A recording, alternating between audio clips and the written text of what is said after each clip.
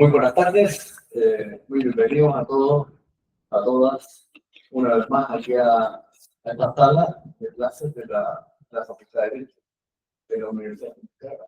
Bienvenido también a todos quienes están conectados en diferentes redes que van a participar en forma virtual de esta importante actividad que nos convoca y que se refiere justamente a dar a conocer el informe sobre el desarrollo humano de Chile del año 2024.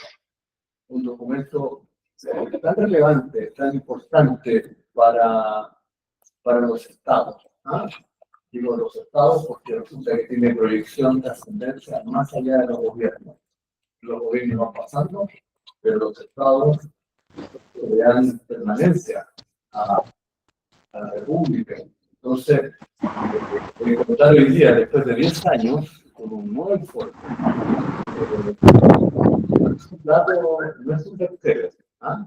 Es más que un bestseller, porque un país sin estadística, hace muchas veces hacemos bromas, que pasó con el censo que fracasó hace unos años atrás.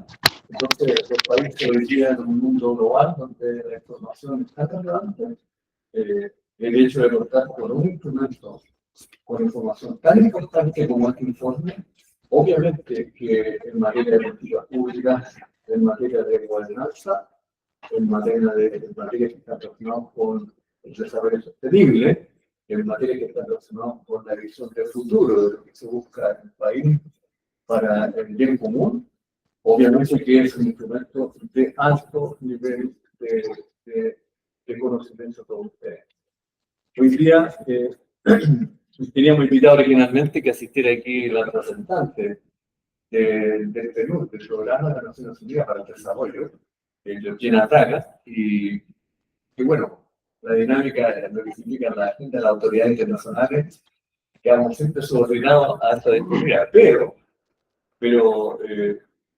ella nos habría dado un saludo, inicialmente. Pero más importante, hoy día también, es que están aquí con nosotros. Está Eduardo Candia, Agustín, que está diputado, un investigador senior del informe. Eduardo es sociólogo de la Pontificia Universidad Católica de Chile. Es magíster de análisis cuantitativo de Católica y Universidad de Leuven de Bélgica. Domina diversas estrategias en materia de investigación en ciencias sociales. Más de 20 años de experiencia profesional en investigación en políticas públicas. Ha trabajado en las áreas política educativa, sociología de la juventud, certificación social y estudio urbano. En el año 2022 se incorporó al área de estudio del Perú, de Chile, como investigador senior, y es uno de los autores de este informe chileno. Entonces, vamos a tener información de fuentes oficiales de la Constitución. Ese es un privilegio. Por lo tanto, bienvenido en ese instante. Y también nos acompaña Valentina Salas, que también es coautora que trabaja en el Perú, de cientista política de la Pontificia Universidad Católica de Chile, doctora en ciencias políticas por la Universidad de Minnesota, es coordinadora del área de gobernanza y territorial. O sea, que es un tema relevante y que se vincula muchas veces con este caso, por lo que nosotros hacemos acá en la universidad, en el diplomado de gestión de recursos. Por lo tanto, y de temas transversales, como por ejemplo procesos electorales, por lo tanto, hoy día debe estar preparando la máquina de lo que viene la semana, el fortalecimiento de la democracia, tema que no es menor, especialmente cuando en Chile hemos tenido lo que se denomina un tránsito hacia la democracia, que para algunos todavía está en proceso y que posiblemente hoy día Eduardo nos va a conversar por algunas de esas materias, porque de repente son porque vos está tanto cambiar, y entonces estamos como siempre en proceso de interpretación. Y Valentino también de tema de desarrollo territorial. ¿Para qué decir? Aparte de lo que queremos, los socavones, socavones de confort, humanos en aquel entonces, como siempre digo, a partir de los programas en materia de gestión de riesgo de desastres, los desastres naturales Lo que sí existen son los fenómenos del impacto. Los desastres son los resultados de mala planificación, de malos ordenamientos territoriales, de malas decisiones, de una deficiente gobernanza, ¿ya?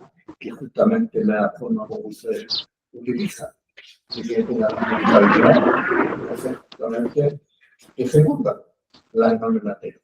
Por lo tanto, hoy día vamos a conversar sobre estas materias, Eduardo. Espero no haberme adelantado mucho porque no hemos coordinado más detalles que solamente el informe.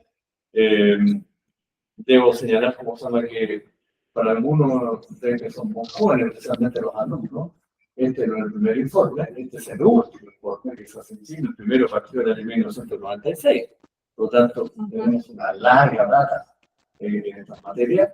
Y esta vez, este informe que habla sobre esta, y el informe parte de una pregunta, ¿no? ¿Por qué nos cuesta cambiar? Y deja abierto la arquitectura, y lo encuentro socráticamente, ¿no? Lo encuentro muy, muy válido. O sea, ¿no? La mayéutica, la pregunta, para poder ver ¿por qué? ¿Cuál es el motivo? ¿Por qué nos cuesta tanto cambiar? Entonces el debate, como dice el texto, está abierto, ¿no? Para poder justamente seguir participando. Lo que venga después ya es parte de nuestra responsabilidad. Eduardo, Valentina, bienvenido a la universidad. Muchas gracias por aceptar esta invitación.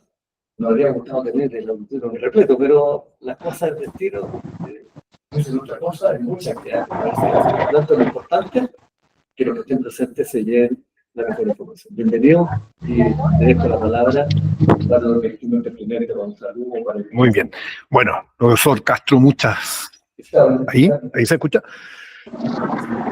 Muchas gracias por la invitación y por el espacio, por permitirnos compartir el resultado de nuestra investigación. Luego el lanzamiento, que fue a mediados del mes de agosto, donde hubo bastante presencia en los medios de comunicación y prensa, todavía esta semana nos estamos dedicando a las universidades. Este es un espacio muy importante para nosotros para dar a conocer este trabajo, ¿ya? Entonces, vamos a aprovechar el tamaño de la audiencia porque nos permite también hablar más. Así que normalmente empezamos, pero interrúmpanme porque podemos ir salto de inmediato a algunas cuestiones. La pregunta... ¿Aló, me escuchan? Voy a comentar brevemente, bueno, de los informes en general. Los informes, PNUD es el negocio, uno de los grandes negocios de PNUD, que es el desarrollo humano, que viene de una perspectiva de un economista bengalí, que fue Amartya Sen, que hizo el primer informe mundial de desarrollo humano, es acerca de pensar el desarrollo económico para tener una buena vida. No se trata solamente de que exista crecimiento económico y de ser más rico, sino es muy rico, pero uno no tiene una buena vida, no tiene mucho sentido. Y el PNUD hace informes globales, hace informes regionales, en Latinoamérica, por ejemplo, o también los nacionales. Los informes nacionales normalmente son hechos por economistas, pero en Chile tiene la particularidad que ha sido más bien informes sociológicos, una lectura sociológica del desarrollo del momento. El último informe que se hizo, este es el 12º. Primero, como decía el profesor Castro, fue el 96.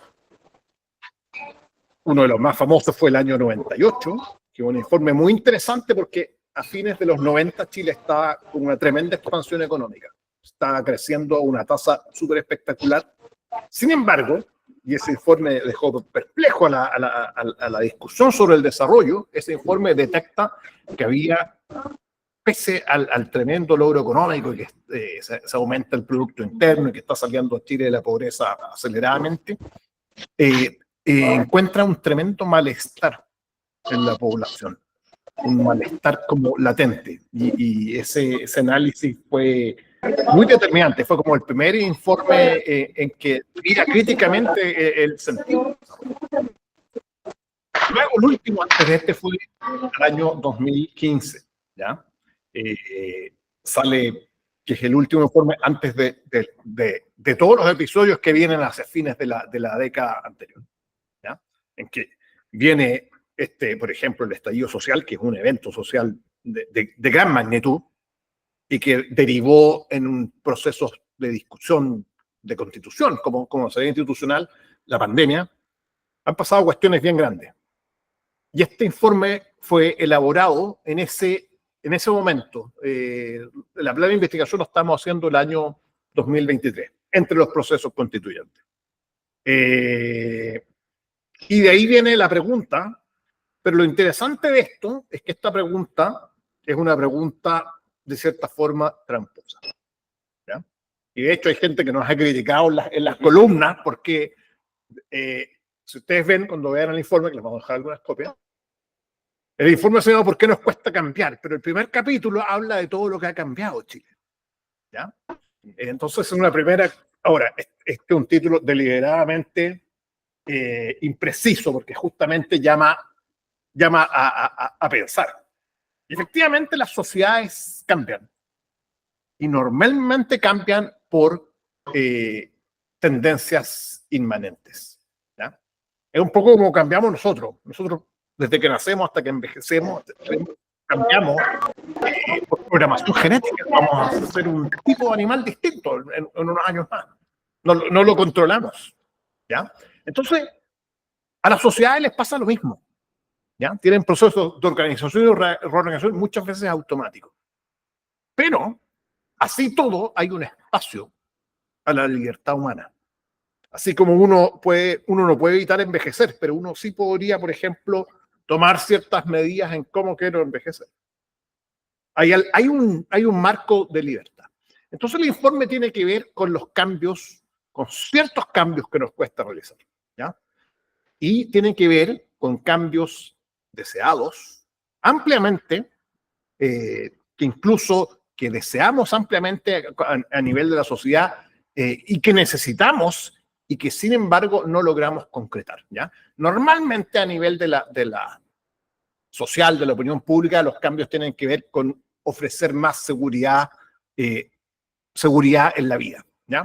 Este es un país que el modelo de desarrollo que tiene, pese a lo exitoso, pese a los éxitos, tiende a tener una vida de cierta forma riesgosa, ¿ya? Hay cuestiones vitales en la vida de los chilenos que tienden a ser angustiantes, cuestiones como enfermarse o envejecer o el riesgo ante el crimen violento. O sea, son cuestiones que pesan mucho y que sabemos que necesitamos cambiar y que no logramos hacer. Ahora, nosotros lo que vemos también haciendo el diagnóstico es que pese a que muchas cuestiones cambian, cambios muy beneficiosos, esta dificultad nos está costando, no es una cuestión aislada, no es que nos cueste solamente ponernos de acuerdo en las pensiones, estamos con una dificultad que es en varios aspectos, ¿ya? Hay un patrón acá.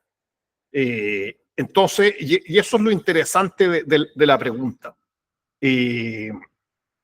Pero además, y aquí creo que hay una liaison muy interesante con la línea de investigación del profesor Castro, que es lo siguiente. No solamente tenemos problemas nosotros como país que no logramos resolver, sino que estamos hoy día enfrentando desafíos globales de una magnitud demasiado espectacular. Y nosotros incluso podríamos resolver todos nuestros problemas internos y aún así quedar cortos para tener una buena vida. O sea, la triple crisis ambiental, o sea, la vulnerabilidad de Chile ante la triple crisis ambiental es inusual. Es un país que va a tener problemas de agua, ¿ya? La pérdida de biodiversidad, la contaminación. Por otro lado, la revolución tecnológica que estamos viviendo es una cuestión de una magnitud que fue explosiva, que está siendo explosiva. O, por ejemplo, el crimen organizado, que de hecho nos ha pillado como sociedad, se ha organizado más rápido que nuestra capacidad para contenerlo, ¿ya? Entonces, vamos a la siguiente. ¿Cómo se hace un informe sobre el desarrollo humano? ¿Ya? Y esto es bien interesante, porque el informe en Chile, hoy día, hay bastante investigación social, bastantes estudios de opinión, ¿ya? Es un país bastante activo en ese sentido.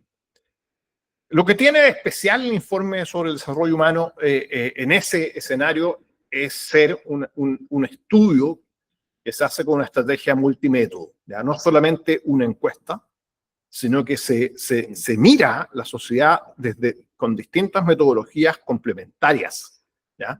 En este caso está fuertemente basado en una encuesta de opinión pública, pero también hicimos una encuesta de élite. También se hace investigación cualitativa sobre las conversaciones sociales de las personas y se hace también estudios de análisis de discurso, por ejemplo, análisis cualitativo y monografías específicas, ¿ya? Entonces, la gracia, esto es una de las gracias que tiene. Y la segunda gran gracia, que no medimos variables sueltas, sino que se trata de hacer una lectura, que lo llamamos una tesis de la sociedad del momento. Y la tesis está acá la tesis de este informe, del actual, es ofrecer una respuesta posible a la dificultad. Si estamos de acuerdo en que el diagnóstico de partida, en que estamos con dificultades para conducir el cambio, nuestra tesis va a ser ¿dónde reside esa dificultad? ¿Ya? Eso, vamos a la siguiente, por favor. Entonces, ¿por qué nos cuesta cambiar? La respuesta que elaboramos con el informe, y este es el final de la película, es que estamos con capacidades de conducción del cambio disminuidas básicamente por dos grandes factores. Primero, hay que entender que la conducción del cambio es un problema relacional entre actores clave del cambio. En este caso, para nosotros son las élites, que manejan como el cambio desde arriba, los movimientos sociales que tienen que ver con el cambio desde abajo, pero también con la ciudadanía representada, tres actores clave. Y lo que vemos es que uno de los problemas es que hay hoy día la relación entre estos actores clave del cambio para establecer acuerdos de futuro compartido está marcada por la disfuncionalidad. Y vamos a ver en qué sentido. Y el otro gran factor es que hay elementos de contexto que están siendo inhibidores de la capacidad de conducir el cambio, ¿ya? Tanto a nivel de los discursos públicos, como estamos discutiendo acerca de los problemas de la vida en común, del funcionamiento institucional, pero también de la forma como las propias personas piensan acerca de la vida social y el cambio, el nivel subjetivo también, ¿ya? Y en sentido, como dice nuestra representante, nosotros vamos a hacer una mirada 360. Entonces vamos a ver un ejemplo, cómo funcionan ahora estas relaciones disfuncionales y también estos factores inhibidores. Ahora, ¿en qué sentido la relación entre la ciudadanía y las élites definidas como las personas que tienen poder en distintas o cargos de responsabilidad en distintas esferas de la vida social, sea económica, política o cultural, simbólica, ¿ya? Primero, la relación está marcada por las deudas.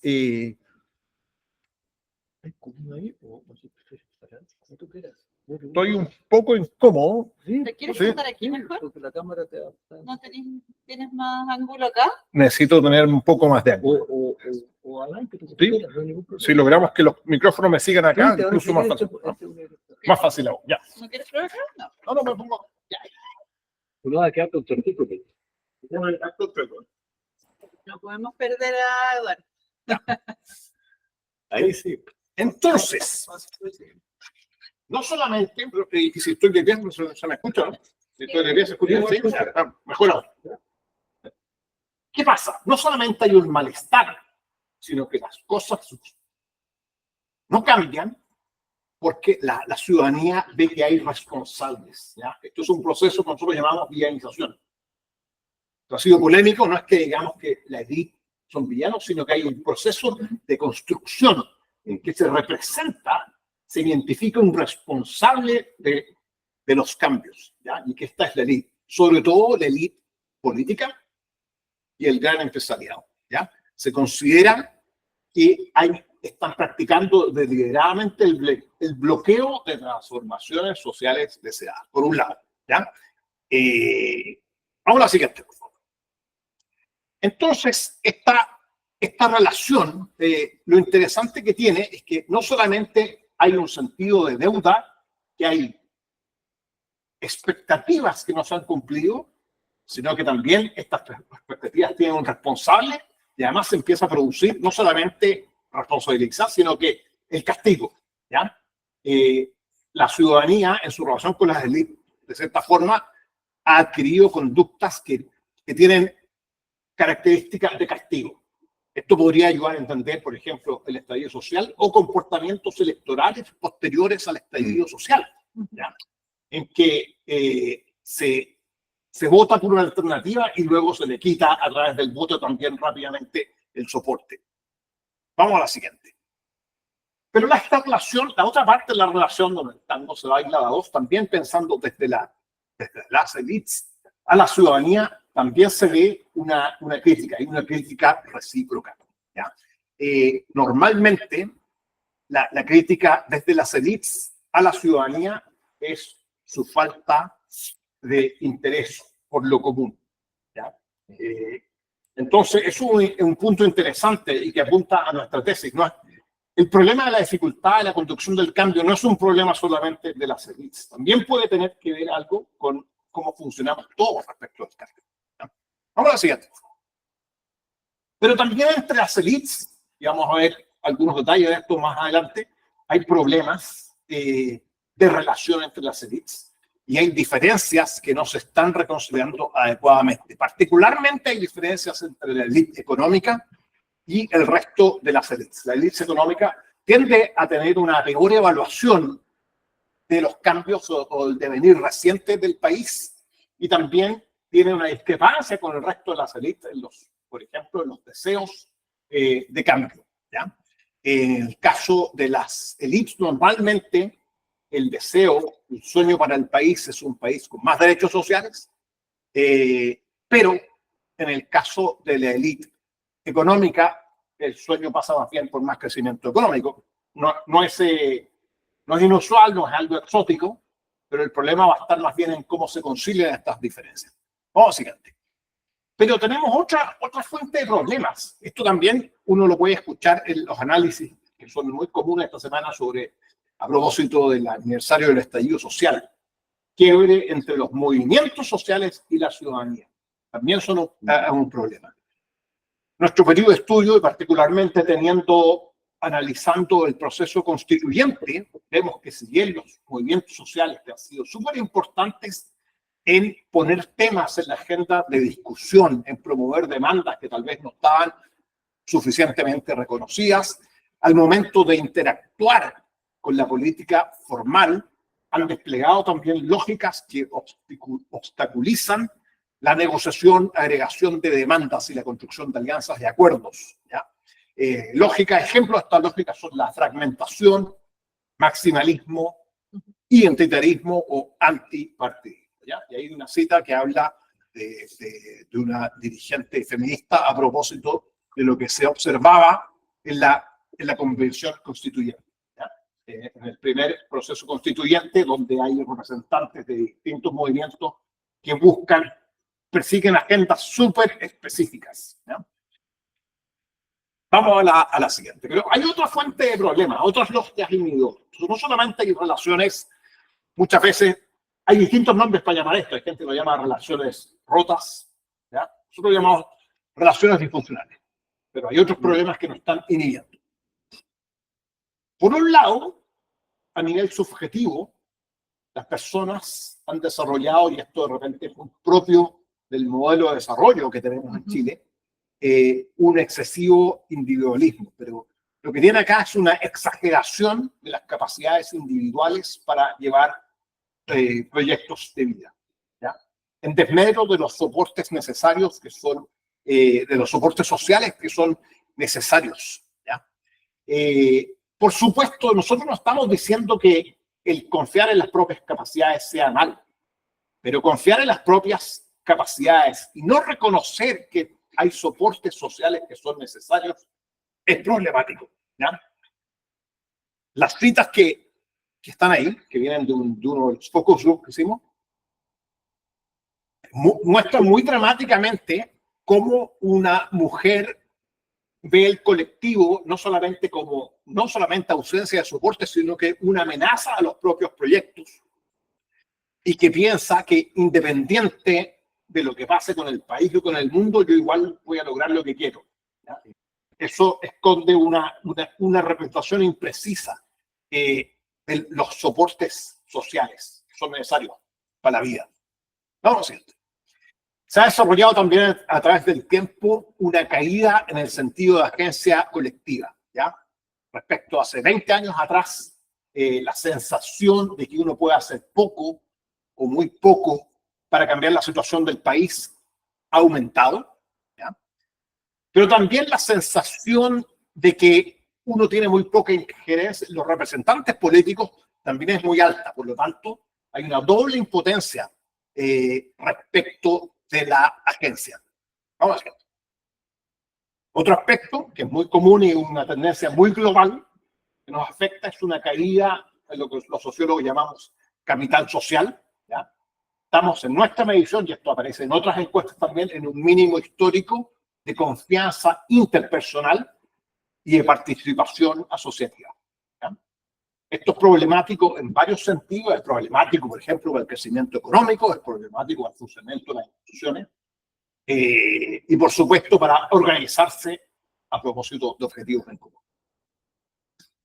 No solamente eso, si uno examina, y esto fue un trabajo que hicimos como un estudio de casos en procesos de reforma reciente en asuntos claves de la vida en común, como las pensiones, el sistema de salud, la seguridad respecto de estar resguardado respecto del delito o el cambio constitucional. Si uno observa procesos de reforma reciente, lo que prima es más bien una lógica obstruccionista, de baja colaboración. Acá no hicimos un análisis de examinar las reglas del juego, sino que es más bien vimos cómo la lógica de los actores al interactuar en los espacios institucionales, en particular en el sistema político. Bueno, anda a la anterior, por favor. Por ejemplo, en el caso de pensiones, se ha dado, por ejemplo, que se ha dado rechazos sucesivos de los distintos gobiernos a propuestas de pensiones que no eran muy diferentes unas de la otra, ¿ya? Práctica del bloqueo, lo que permite hacer ajustes muy menores. En el caso de la salud, se dan bloqueos de lado y lado. Es una práctica extendida a las alianzas políticas, ¿ya? ¿Qué es lo que permite? Permite tomar decisiones de política pública muy de corto plazo y las decisiones más fáciles.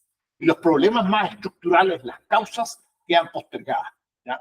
Que es un problema para las deudas del cambio, pero también es un problema considerando la supermagnitud de las tendencias globales que tenemos que enfrentar sí o sí. Y por otro lado, tenemos un problema respecto del debate público, ¿ya? En los sistemas democráticos, la deliberación pública de problemas en común es súper clave. Si uno examina, ¿ya? Y clásicamente la prensa escrita es uno de los espacios donde la élite debate sobre problemas comunes. Si uno examina, y hicimos un ejercicio, aquí un análisis de discursos en 3 medios de alta circulación, como son el diario El Mercurio, La Tercera y El Mostrador, y examinamos cerca más de 400 columnas de opinión sobre reformas recientes en educación, en áreas de medio ambiente, y la otra era en pensiones. Y lo que vemos es que los discursos públicos más bien se caracterizan son discursos que presentan ideas que no buscan acuerdos, más bien presentan los problemas sociales como lógicas dicotómicas, como trincheras que no promueven el intercambio y que básicamente frenan las discusiones, ¿ya? Una de los polos más comunes es la lógica del Estado versus mercado, ¿ya? En que se defiende unilateralmente las ventajas del mercado o se defienden solamente las ventajas del Estado sin reconocer, por ejemplo, lo que puede ofrecer, por ejemplo, la combinación de esfuerzos entre Estado y mercado, ¿ya? El debate además está desbalanceado, particularmente si uno mira las líneas editoriales, que hay una sobrerepresentación de las virtudes del mercado. Y una de las claves más usadas para discutir problemas sociales es la lógica de costo-efectividad, ¿ya? Normalmente se critican o se desechan ideas a propósito de esta lógica. Lo costo-efectivo es una de las formas, es una forma válida, pero incompleta de mirar problemas de la vida en común. Vamos a ver. Ahora, ¿por qué estos diagnósticos que estamos presentando pueden resultar problemáticos para la conducción del cambio? Y eso es lo que vamos a ver ahora.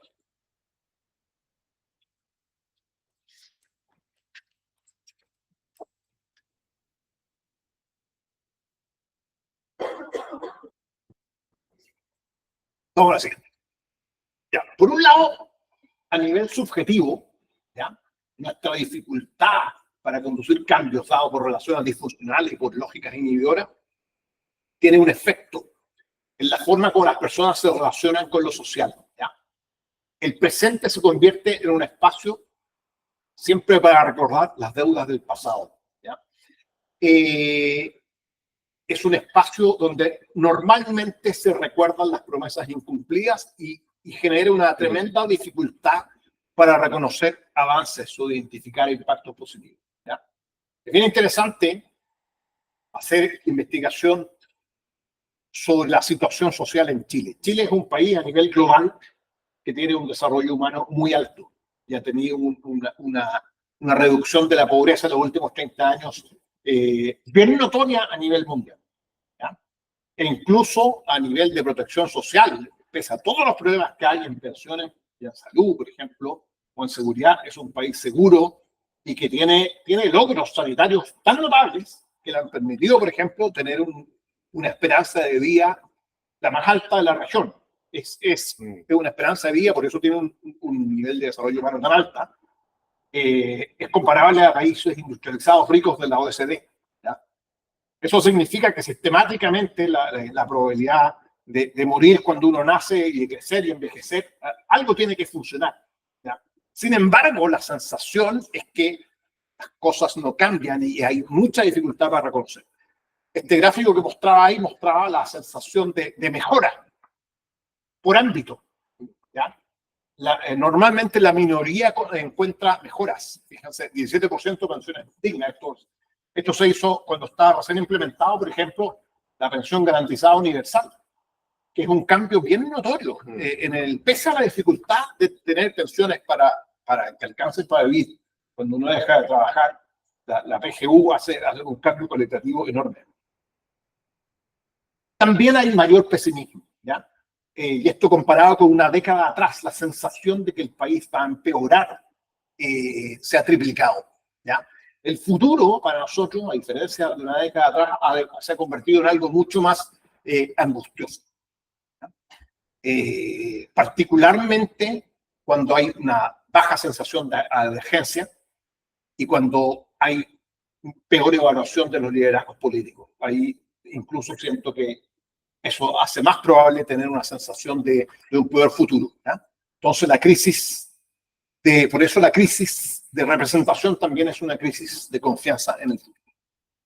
Es un tremendo problema para el cambio. Uno no puede aspirar, o sea, si uno desea implementar cambio, uno piensa en la vida hay que tener como esperanza, es un mínimo.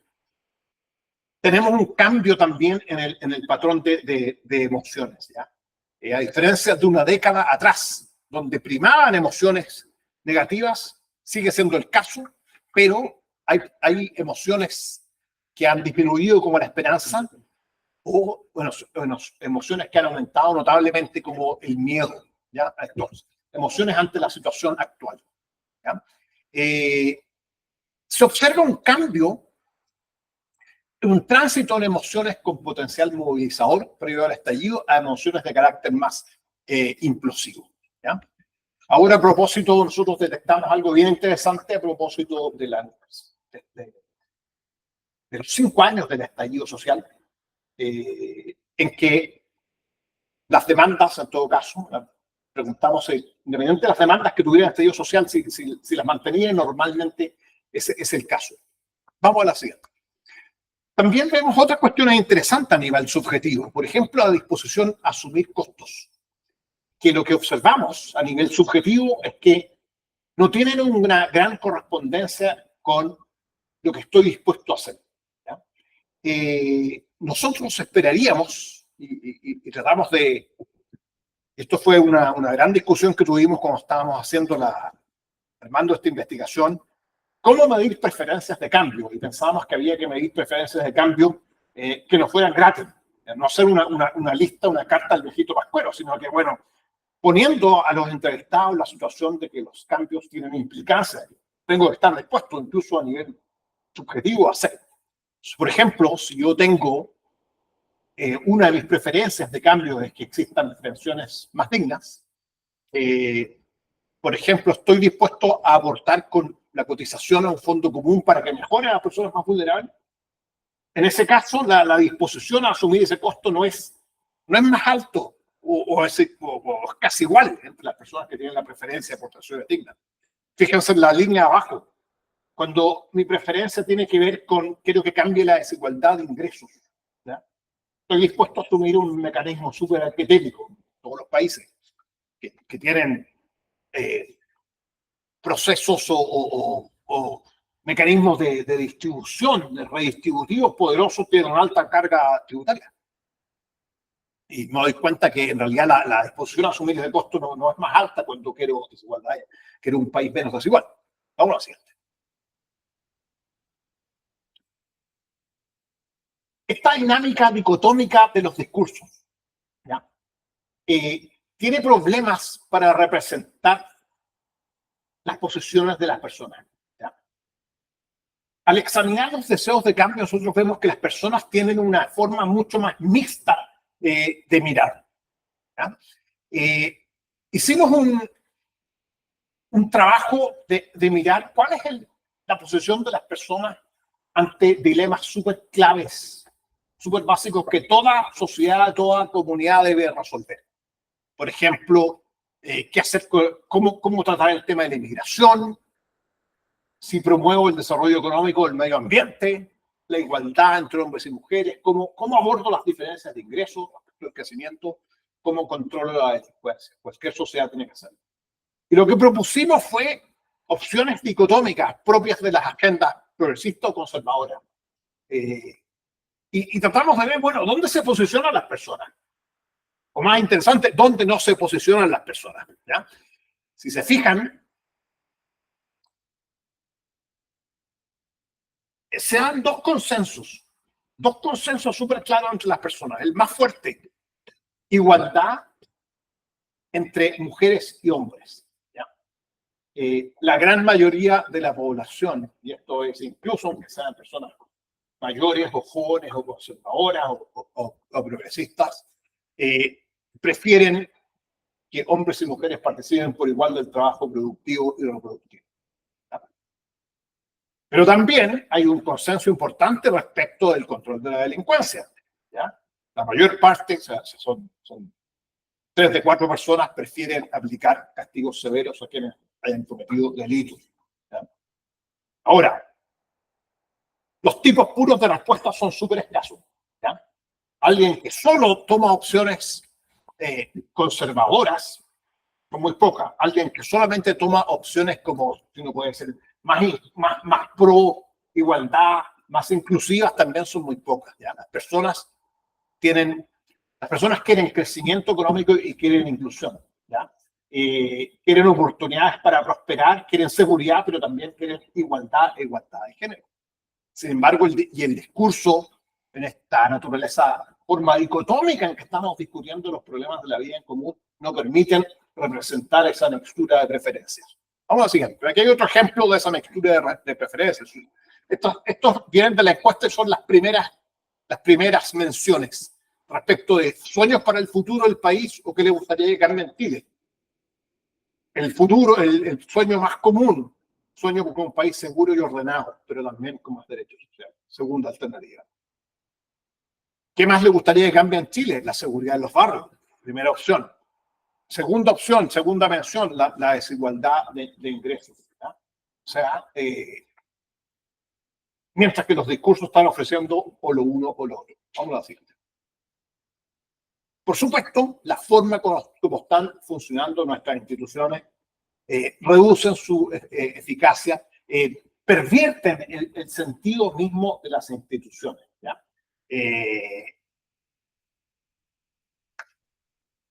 Es muy trágico la reducción de eficacia institucional, lleva a la desconfianza, lleva a la evaluación crítica del desempeño, puede llevar a la anomia, ¿ya? A disposición a acatar normas y regulaciones. Y eso es una implicancia súper fuerte para conducir el cambio, pero para conservar también lo que la vida social que tenemos con las virtudes que tiene. Ahora, si ustedes ven, y esto ustedes van a ver, estos análisis, lo que encontramos no es particularmente original, ¿ya? No es necesariamente sorprendente. Los cientistas sociales, y también nosotros nos nutrimos de mucha ciencia social que hay en Chile hoy día, para hacer el diagnóstico de cómo vemos a la sociedad chilena y su dificultad para cambiar, ¿ya? Es muy convergente, ¿ya? Son otros estudios con otros académicos van a encontrar lo mismo, de repente le van a poner otros nombres, le van a llamar quiebre entre la ciudadanía y la política, quiebre, relaciones quebradas, nosotros lo llamamos relaciones disfuncionales. Hay gente que dice que nosotros hemos criticado la élite, no necesariamente. No hemos sido particularmente críticos de la élite, o sea, es normal en los diagnósticos de la situación país, lecturas críticas sobre la élite. ¿Qué es lo que agregamos nosotros? Nosotros también, y esto ha pasado un poco más desapercibido, también miramos críticamente a la ciudadanía, ¿ya? En los puntos que mostré. Pero también, y esta es otra cuestión que no hacen mucho los debates actuales sobre la situación país y sobre el estallido, es buscar también oportunidades. Y esta fue como una segunda pregunta de investigación. ¿Hay posibilidades, o nos vamos a quedar en el diagnóstico negro, o hay posibilidades y nosotros realmente creemos y empíricamente que las hay? ¿Ya? Hay oportunidades para aprovechar. ¿Ya? Por un lado, y esto es muy interesante, la discusión hoy día, que pese a las dificultades y a las frustraciones para conducir cambios, el deseo de cambios prevalece. ¿Ya? El deseo de cambios de las personas sobre esto preguntado sobre las cosas en el país es que normalmente las cosas sean de otro modo, ni como son ahora ni como eran antes. ¿Ya? Eso es muy importante. El mantener las cosas como están es una minoría de personas que están conformes con lo que hay. El desear que las cosas vuelvan a ser como eran antes es un 21% de nuestra medición. Normalmente una posición más nostálgica de la población de más edad. Y además los cambios deseados, es bien importante, son profundos. ¿Ya? Es algo similar a lo que se observaba hace una década atrás, pero hay un twist, hay un cambio. Vamos a la siguiente. Hoy día lo que prima, a diferencia de una década atrás, que estaba caracterizada por desear cambios profundos, pero de forma impaciente, es una posición un poco más gradual, más disposición a apoyar formas más sucesivas de cambio, ¿ya? A esperar, a disposición a apoyar a un líder que se tarde un poco para hacer las cosas bien, ¿ya? Se nos dio vuelta en la última década esta posición respecto de la velocidad del cambio, ¿ya?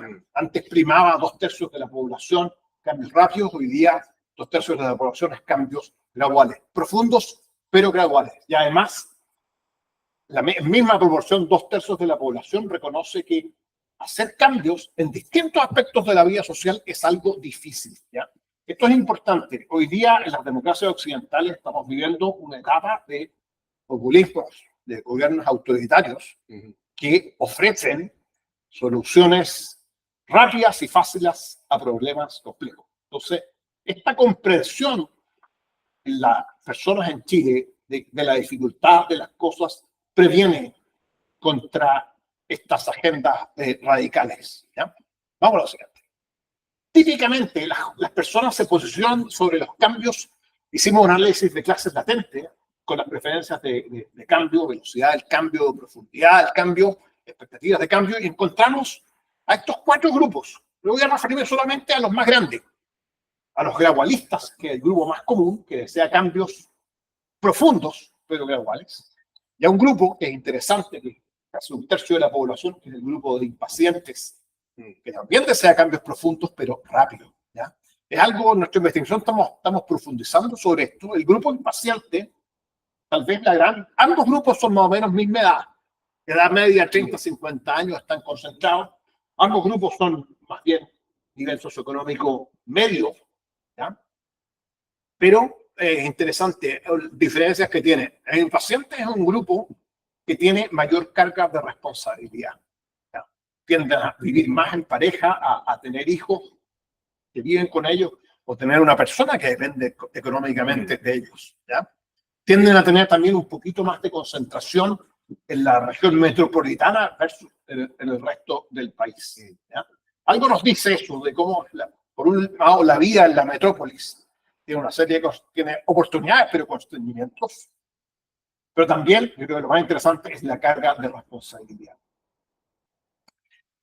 Pero también en las oportunidades que hay que aprovechar, todavía existe una gran adhesión normativa a la democracia como sistema de gobierno y a la democracia y a formas democráticas de conducir el cambio, ¿ya? Pese a la evaluación negativa que hay sobre el desempeño de los liderazgos políticos, existe un reconocimiento de que la política es un oficio necesario para resolver problemas de la vida en común, ¿ya? Propio de la democracia. Yo lo encuentro una evidencia válida, pero no deja de ser. Hay una revalorización de los proyectos comunes, ¿ya? También hay una vuelta de tuerca respecto a hace 10, 15 años atrás, en reconocer la importancia de un proyecto común, ¿ya? Esto es en pleno proceso, pleno fracasado proceso de discusión de una constitución, aparece esta idea con más peso que la idea contraria de que lo más importante es que cada uno tenga la capacidad de desarrollar sus proyectos individuales. Siguiente. Hay una alta molestia a la desigualdad, ¿ya? Que es un activo para la conducción del cambio en el sentido que da un horizonte normativo de hacia dónde debe ir el cambio en Chile. Y con esto vamos a terminar, ¿ya? La molestia a la desigualdad es algo que se ha mantenido en el tiempo. De repente ha disminuido un poco, salvo la desigualdad de género, ¿ya? Y con esto voy a terminar. Además de las oportunidades que hay que aprovechar, ¿ya? Y en eso es algo que nosotros invitamos al debate a descubrir oportunidades, ¿ya? Porque pese a que el panorama es difícil, es sombrío en varios aspectos, hay activos para aprovechar, pero también hay oportunidades por construir. Hay varias en el informe, aquí voy a decir resumidamente solamente algunas, y esta es la última diapositiva, ¿ya? Hay una relación que reparar entre las élites y la ciudadanía. Es súper importante, y aquí nosotros le ponemos sí la carga de responsabilidad a la élite, el leer a la ciudadanía, ¿ya? El leer a la ciudadanía en su complejidad. Yo pertenezco a la élite y soy pro-Estado. La tendencia en el discurso es imputarle mi preferencia a decir que toda la ciudadanía quiere cuestiones pro-Estado, o toda la ciudadanía quiere cuestiones pro-mercado. La ciudadanía no es dicotómica, ¿ya?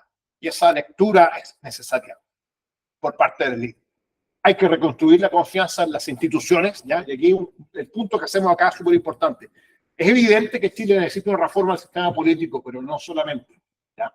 Si no, va a ser leído como un arreglo autorreferente entre las élites, ¿ya?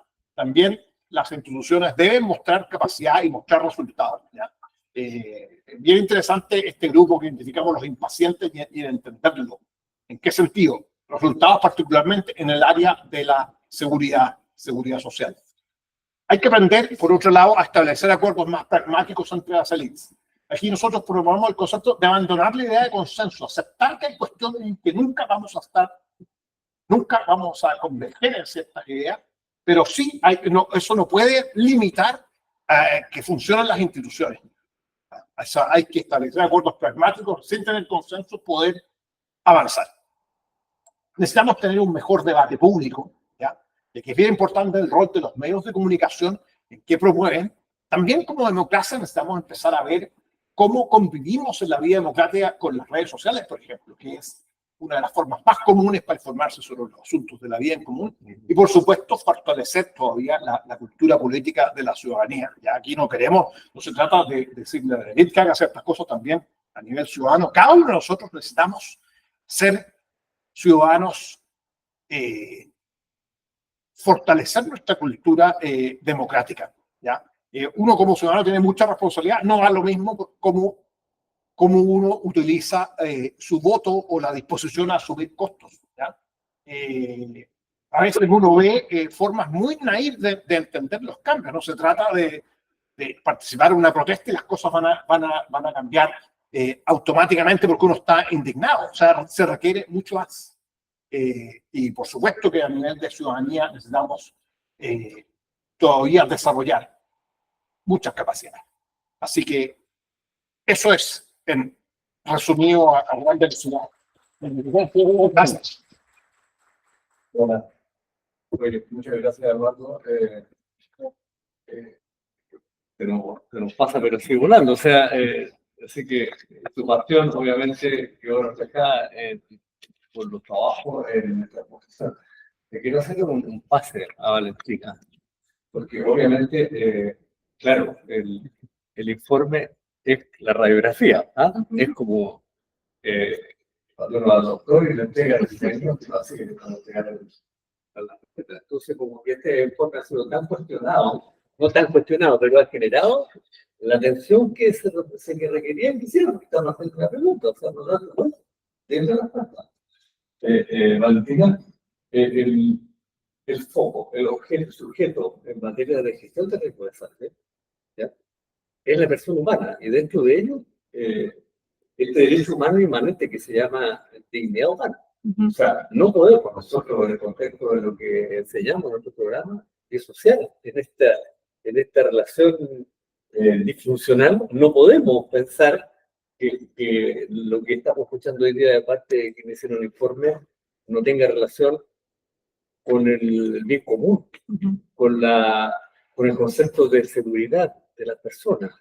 Entonces, este informe, ¿de qué manera crees tú que va a entregar insumos importantes para los procesos de toma de decisiones en relación con las materias que tienen relación con la reducción del riesgo, sabiendo que también tenemos otra radiografía, una nueva institucionalidad que está todavía en pleno desarrollo y que está mostrando carencias de conexiones, falta de capacitación, no hay competencias profesionales. O sea, sabemos en términos generales diagnósticos, por lo tanto, ¿cuál crees tú que podría ser el aporte que este informe nos podría entregar a quienes estamos involucrados en estas otras materias? No, primero que todo, muchas gracias por la invitación y por el espacio.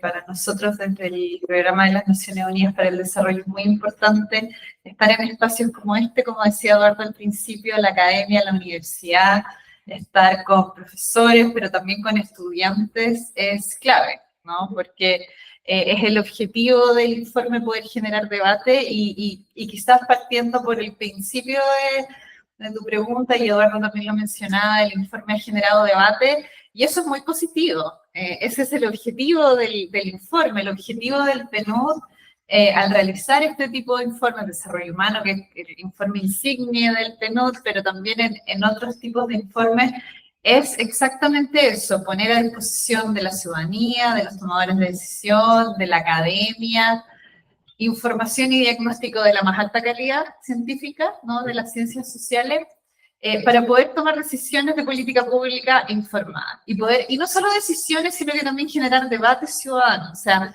incluso si uno vuelve a la última lámina de la presentación de Eduardo, para todos estos tipos de condiciones por construir o espacios por construir, la evidencia empírica de esta naturaleza es fundamental. Pero después el cómo esto se traduce en política pública, acá también en un principio de Naciones Unidas, ¿no? que conoces muy bien también como experto en la materia, es una responsabilidad de los estados, ¿no? Y no es nuestro objetivo con el informe entregar respuestas o una receta de qué es lo que se debiese hacer o cómo debiesen llevarse a cabo cada una de estas 5 grandes áreas por construir. Habiendo dicho eso, claramente se observan ciertas luces, ¿no? Y señales que nos da el informe. Y yo creo que en materia en particular de reducción y gestión de riesgo de desastre, es un área fundamental. ¿Por qué? Porque la gestión de riesgo de desastre, la reducción de riesgo de desastre, y en eso comparto absolutamente contigo, en general se ve como un tema muy técnico, un tema de una expertise, uno diría como muy particular, ingeniería, qué sé yo, ¿no? Pero en realidad es uno de los temas que más afecta la calidad de vida de las personas, ¿no? Y además donde la gobernanza de este tipo de temas es fundamental, primero institucional, sin lugar a dudas, ¿no? La institucionalidad que presenta el Estado, tanto a nivel de las instituciones a cargo, tanto a nivel central como a nivel local y regional. Pero también en el tipo de instrumentos públicos que se generan para este tipo de materias. Pero también en el trabajo que se puede hacer con la comunidad. O sea, si algo nos ha mostrado, hablábamos antes de empezar, ¿no? De los trágicos incendios de febrero del 2024 en la región de Valparaíso, pero también en los efectos que ha tenido el cambio climático que mencionaba Eduardo al principio. El trabajo de la comunidad es fundamental, ¿no? Son las personas, y se ha demostrado, ¿no? En cómo se organizan, en el nivel de desarrollo comunitario que presentan, que a veces también es, primero que son absolutamente complementarias a las políticas del Estado, pero que se necesitan el uno con el otro. También creo que acá es fundamental un poco el diagnóstico que mostraba Eduardo de cómo afecta también el tipo de trabajo en gestión de riesgo de desastre. Y acá voy a hablar de otros temas, pero me parecen importantes. Uno es la confianza en las instituciones. En la gestión o reducción de riesgo de desastre, que es de una tarea de política pública preventiva que requiere corto, mediano y largo plazo, pero de acción del corto plazo, ¿no? En la materia de emergencia, digo. Y el no contar con confianza en las instituciones afecta, ¿no? El tipo de impacto que las políticas públicas pueden tener.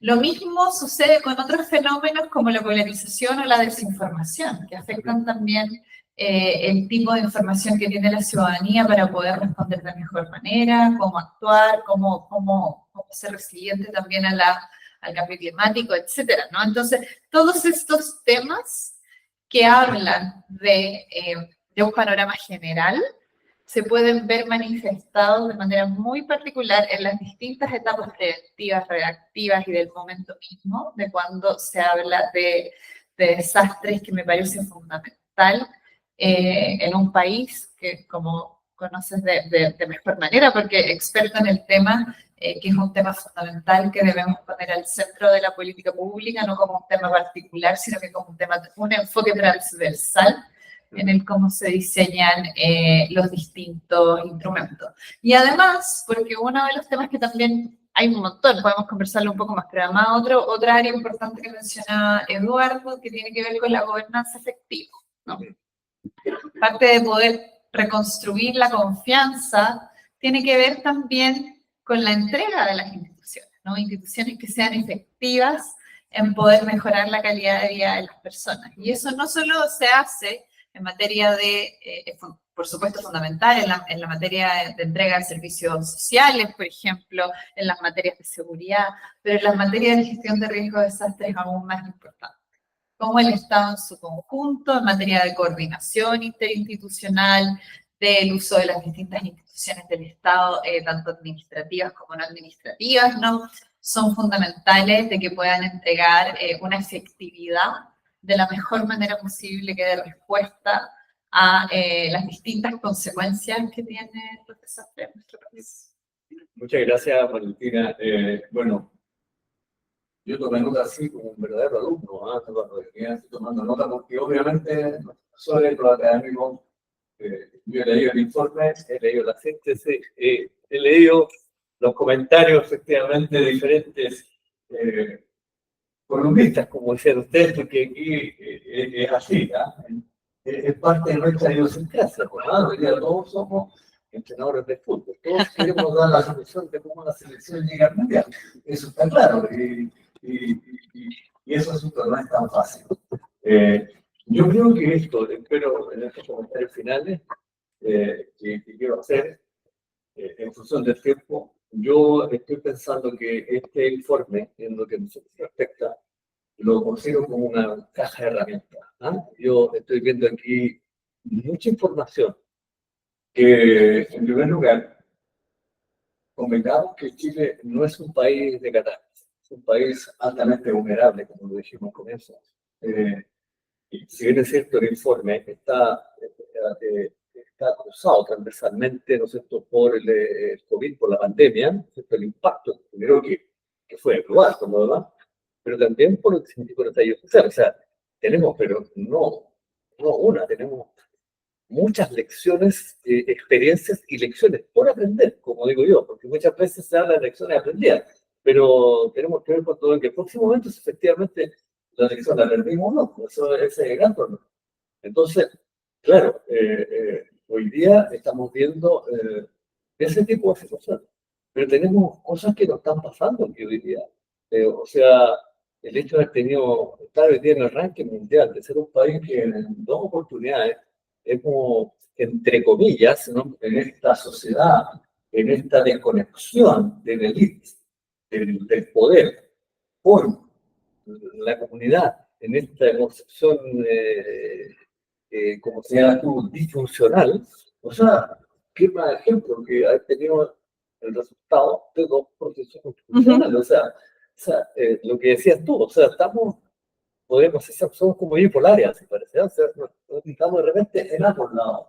Entonces, es muy complejo los procesos de cambio, los trabajos adaptativos en materia de liderazgo estratégico, requiere cambio de conducta, de cambio de doctrina, de cambio de pensamiento. La velocidad del conocimiento sigue funcionando a alta velocidad. El impacto que generan los desastres no me cabe la menor duda que tiene un impacto directamente en estos informes. Pensemos que el XTF nos significaron 29.000 millones de dólares. Entonces, cuando Eduardo hablaba de nuestra condición, somos un país de la Organización de los Países Desarrollados, de la OCDE. Entonces, nosotros hablamos que el centro del paraíso fueron mil millones de dólares. Y el sistema frontal del año pasado, 1.000 millones. O sea, nosotros hablar de 1.000 millones de dólares así es como que fuera algo simple. Y el impacto que tiene en estas desigualdades, en estas situaciones que vemos, que posteriormente se reflejan en diferentes otras cosas, obviamente que tiene un impacto de gran interés. Por esas razones que hoy día estamos hablando en materia de reducción y gestión de reducción de la concienciación. Estamos hablando de poder que la gente, por eso la primera prioridad Marco de Santay nos dice comprensión del riesgo, pero no solamente riesgo, o sea, en toda su dimensión. No podemos seguir corriendo el riesgo de fallo. Leía el día de ayer, un artículo escrito de una entrevista que le hacen al Premio Nobel de Economía, a James Robinson, autor del libro ¿Por qué fracasan los países? Que tiene razón, ¿por qué fracasan las democracias? Y dice que Chile, efectivamente, una de las cosas que está relacionado con esto es el costo del desarrollo, entre comillas, así como frustrado. Lo que decías tú, esa sensación de que estuvimos a puertas de hacer algo y no lo logramos por algunas circunstancias. Entonces, esa sensación de inseguridad se empieza a sintomatizar en diferentes frentes. ¿Para qué hablar de lo que significa entonces, a raíz de lo que decía Valentina, de lo que es la gobernanza, las instituciones? O sea, hoy día, la noticia, ¿cuál es? La autoridad que tenía responsabilidad de asociada como subsecretario de seguridad, hoy día renuncia porque resulta que está involucrado en un problema. ¿Ah? Es complejo. La iglesia, las instituciones permanentes,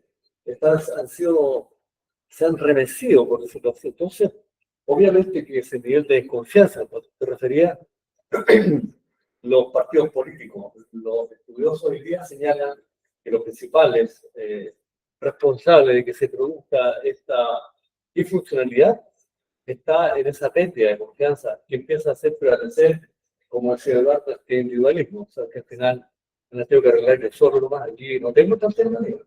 Los partidos políticos hoy día están en el último lugar de ranking. Y como que no hay esa conexión que es. ¿Cómo se logra eso? Entonces, ¿por qué nos cuesta tanto cambiar? ¿Por qué nos cuesta? El debate está abierto. Y yo creo que aquí, cuando nosotros hablamos de desarrollo sostenible, estamos hablando de la importancia que tiene de poder cautelar las cosas de hoy día con una proyección del futuro, justamente para poder tener un mundo más seguro, un mundo más equitativo, y que le permita a las futuras generaciones poder disfrutar de los beneficios que hemos sido nosotros, que nosotros hemos ido heredando a las generaciones anteriores. Así que el desafío y la tarea está planteada en el aula, ¿no? Esta es una pregunta, es la tarea para la casa. Yo creo que aquí el tema, Eduardo, para poder pedirte unas palabras finales para cierre, yo creo que ahora está como, ¿qué es lo que yo puedo hacer aquí? ¿Cuál es mi rol? Porque al final, en nuestra cultura, siempre como que estamos mirando a ver, el jefe, ¿quién va a resolver? Pues, alguien resolverá algo, y si me gusta, bien, pues si no, entonces me pongo, o me imagino. Entonces, yo creo que las cosas hoy día están en nuestro, la pelota rebotando está en nuestra cancha. ¿Ah? Eduardo, unas palabras para cerrar. No, completamente. Yo creo que para nosotros una audiencia súper importante son las universidades. Y esta es una discusión que tuvimos cuando le presentamos el otro día el informe participamos de una sesión de todos los rectores de universidades regionales. Y es interesante cómo ellos se veían reflejados a propósito de las condiciones por construir. ¿Ya? Porque las condiciones por construir son difíciles, ¿ya? O sea, hoy día nosotros, el estado de desarrollo en que estamos, hay que aceptar que todas las políticas públicas fáciles ya se hicieron, ¿ya? Todo lo que queda por hacer, que hay mucho por hacer, todo es más bien difícil y requiere altas capacidades complejas. Y yo creo que ahí la gran oportunidad está, es que este es un país que ha estado masificando la educación superior y las universidades. Este país requiere realmente meterle, o sea, los problemas que tenemos, identificamos que nos piden que requiere, no es de pura voluntad de querer llevarse bien. Por ejemplo, aprender a hacer acuerdos es una cuestión que también es técnica y inteligencia aplicada, ¿ya? A cómo ser mejores ciudadanos, a cómo tener un debate público también requiere. O sea, yo creo que ahí yo veo sin duda uno de los actores más estratégicos, ¿ya? Es nuestra academia. Sí, sin duda, sin duda. O sea, la universidad, por ejemplo, hablábamos con los rectores, es súper importante, obviamente, el conocimiento técnico, ciencia de punta, y también aprender a ser un mejor ciudadano. ¿Ya? O sea, la práctica de la ciudadanía democrática en la universidad es súper clave, como formativa, además de formarse en ciencia. ¿Ya? Y por supuesto, y los problemas de Chile. Yo voy a terminar con una anécdota que a mí me dejó muy impresionado. Yo trabajaba antes en educación, entonces me tocó ir por trabajo a un seminario de educación que era de calidad en la educación, que se hace todos los años. Este año tocó en Malmö, al sur de Suecia. Y me tocó en unas comidas conversando con una señora que estaba al lado, y me preguntó dónde venía. Yo le conté que venía de Chile, que trabajaba en estudios en política educativa, y yo le pregunté, bueno, ¿y usted? No, yo vengo de Dinamarca, el había cruzado este maravilloso puente. Y yo me decía, yo trabajo en el sindicato, en el colegio de profesores, venía del sindicato del colegio de profesores. Yo le pregunté, o sea, ¿por qué un líder sindical de los profes va a un seminario de calidad de educación, en un seminario académico? Me decía, mira, nosotros como profesores queremos estar al tanto de las últimas avances en discusión en educación, porque nosotros como país vivimos de nuestra inteligencia. ¿Ya? Eso yo encontré que es notable y como el deseo para nuestro país. Es un país que realmente, si queremos subir nuestro nivel de vida, necesitamos vivir más de nuestra inteligencia. Yo no digo que sea un buen país minero y que estar beneficiado por tener tanta riqueza de recursos naturales está bien. Y probablemente lo hacemos bien, pero no basta. Bueno, las palabras están sobre, yo creo que la tarea está lanzada. Un aplauso para nuestro. Muchas gracias. Y agradecerle aquí a todos quienes estuvieron conectados. Lamentablemente el tiempo no nos permite, porque yo tengo una buena audiencia de muchos interesados. Ojalá que este mensaje sirva para aquellos que todavía están buscando, esperando el último momento para poder ser parte de nuestro programa, que parte, Dios mediante, la próxima semana, el Diplomado de Segunda Nación, que está a través patrocinado por Senapred, que no es menor, digamos eso, y donde vamos a tratar esta materia. De eso se trata. Así que quedan perfectamente invitados. Muchas gracias a todos por la asistencia.